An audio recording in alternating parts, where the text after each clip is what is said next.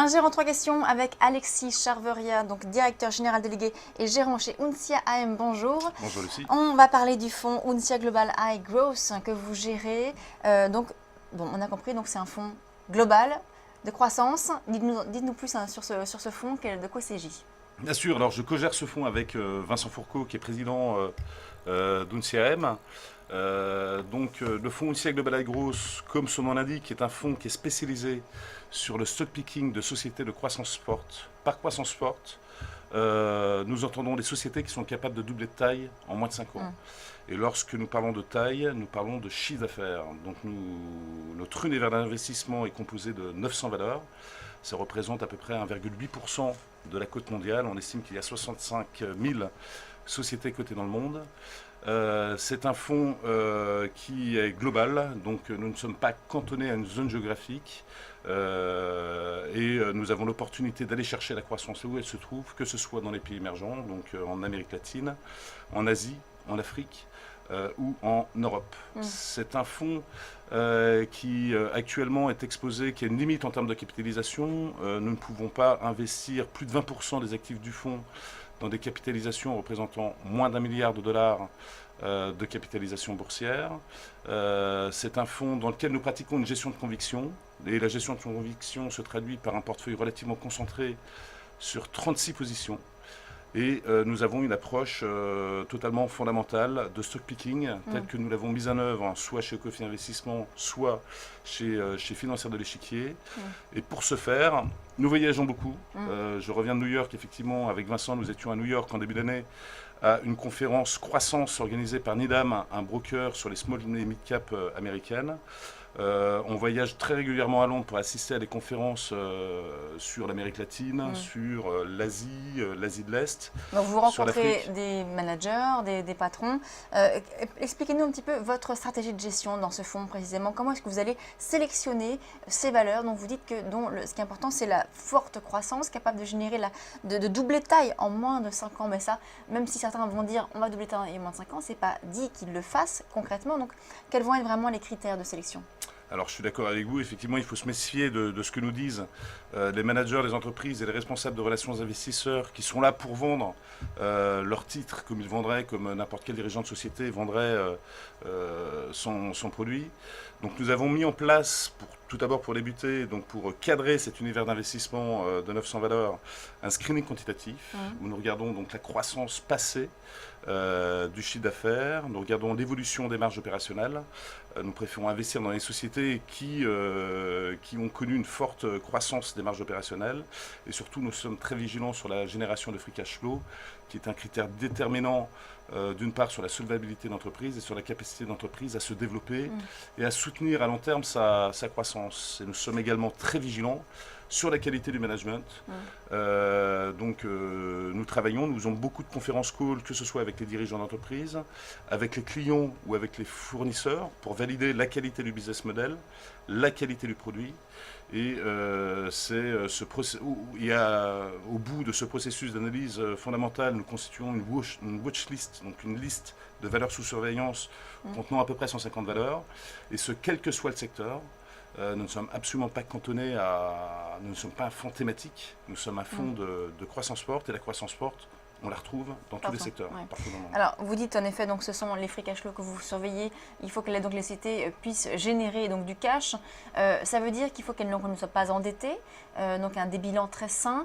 Mais donc ce cash flow, souvent, ça sert aussi pour investir.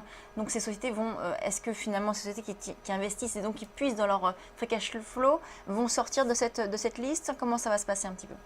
Alors, les free cash flow sont effectivement, c'est vraiment les fondamentaux, c'est un critère extrêmement discriminant pour éviter les erreurs que l'on avait connues pendant la bulle TMT.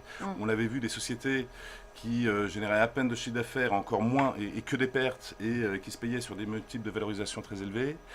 Donc lorsque l'on regarde la valorisation effectivement de notre fonds, le PE médian est de 18,5, ce qui peut paraître très cher pour les sociétés pour un investisseur européen.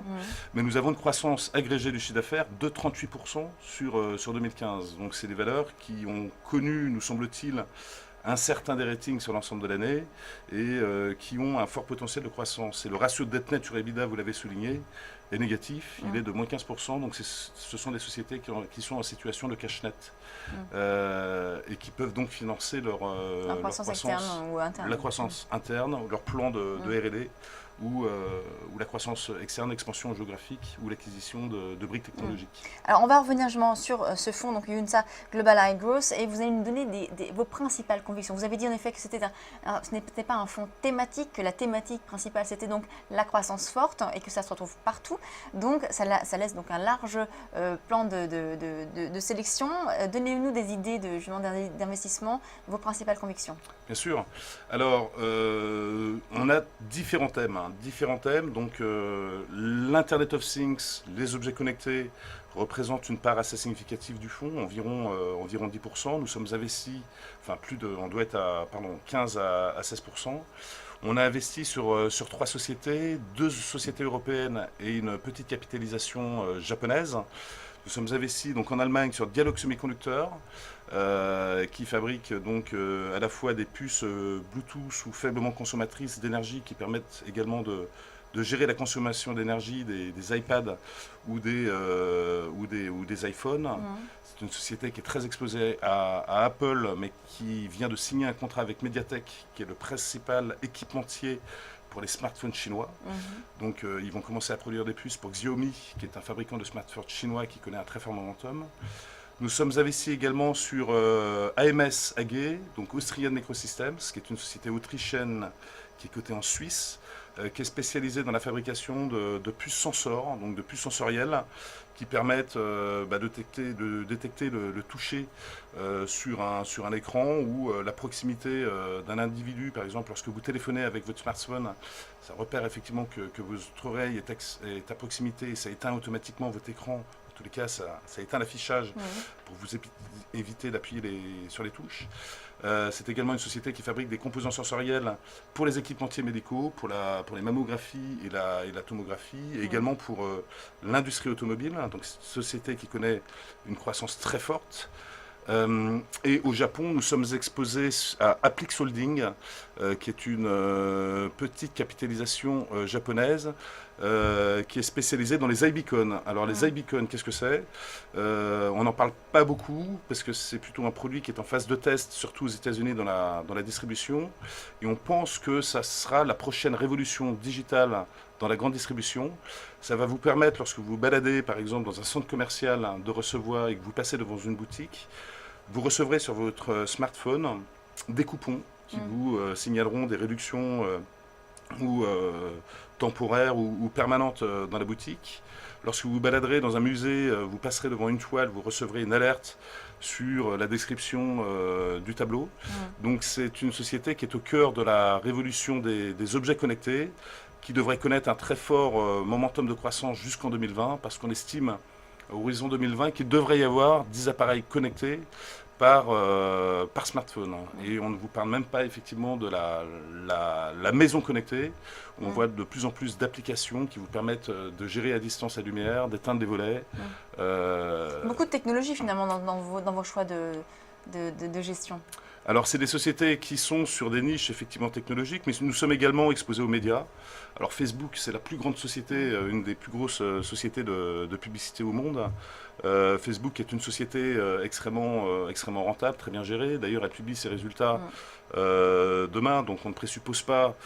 Il est assez difficile de prévoir les résultats à court terme, mais on pense qu'il y a énormément de momentum de croissance sur Facebook. C'est une société qui devrait générer 4 milliards de dollars de chiffre d'affaires sur le dernier trimestre et 2,4 milliards d'EBITDA. C'est une société donc très profitable qui réalise l'essentiel de son chiffre d'affaires dans la publicité et surtout sur mobile. Le mobile représente 70% du chiffre d'affaires de Facebook. Et ils sont en train de se diversifier. Ils vont lancer une nouvelle application, donc Facebook Atlas, qui va permettre de surveiller le comportement ou d'étudier en tous les cas le comportement des utilisateurs Facebook sur Internet. Un peu comme fait ce que fait Criteo, société dans laquelle également nous sommes investis, qui est la seule société française d'ailleurs dans laquelle nous sommes investis et qui est cotée malheureusement au Nasdaq. Ils ont fait le choix de la cotation sur les marchés américains. Criteo qui est spécialiste du retargeting publicitaire, qui permet de, lorsque vous allez sur un site marchand et que vous passez sur un autre site, il vous met une publicité pour vous rappeler que vous pouvez faire un check-out, enfin payer en tous les cas les produits que vous avez consultés. On va revenir tout à l'heure sur toutes les valeurs que vous appréciez chez Uncia AM. Là, c'était donc la description du fonds Uncia Global High Growth que vous gérez, Alexis Chavarria. Merci beaucoup. On passe tout de suite au débat de Direct Gestion.